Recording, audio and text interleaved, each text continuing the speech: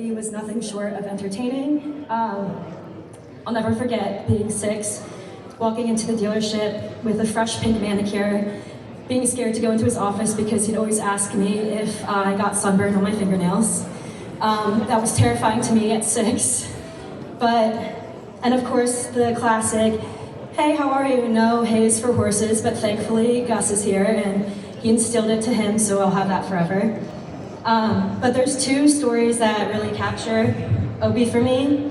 The first one was my birthday at Mama and Obi's house in Chestertown. I brought my best friends down and we had the best time ever. We were on the water, the sun, and Obi never failed to remind me about the overflowing recycling bin of White Claws and beer. Sorry about that one. But what really stuck with me was the potato vodka that he allegedly found in one of the guest bedrooms. Here's the thing, there was never potato vodka. I don't know where the potato vodka came from. And from that moment on, Obi, every time I saw him, asked me, where can he buy that blue potato vodka? So hopefully, wherever he is now, he finally found out that there was no blue potato vodka or found the answer that he was looking for. My second story is Christmas after my first semester at Auburn. Obi came up to me and he said, I need to talk to you alone. I was pooping my pants. I was going through everything that I've ever done in my entire life. I couldn't figure out how badly I was in trouble.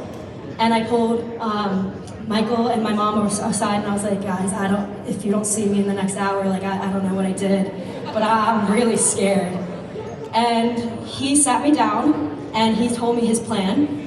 I should transfer to Clemson, change my major from marketing to engineering, and work for the BMW in Spartanburg.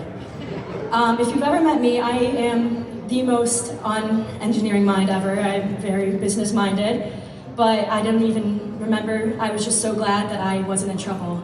And to be fair, Auburn was very out left field for me. The day before I left for college, my mom asked me if I've ever been to Alabama before. Auburn is in Alabama. I went to visit, but I can see how she was concerned. But I don't think Obi thought that I was going to graduate with a business degree until he saw me walk that stage. So, very grateful that happened.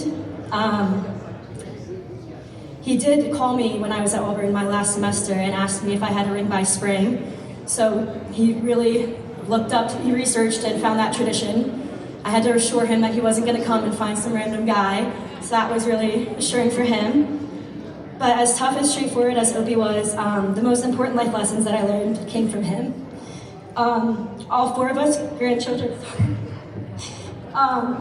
are so lucky to have someone so dedicated and strong and inspired to look up to. He may not have told us a lot of things with words, but his actions spoke a lot louder. Thank you.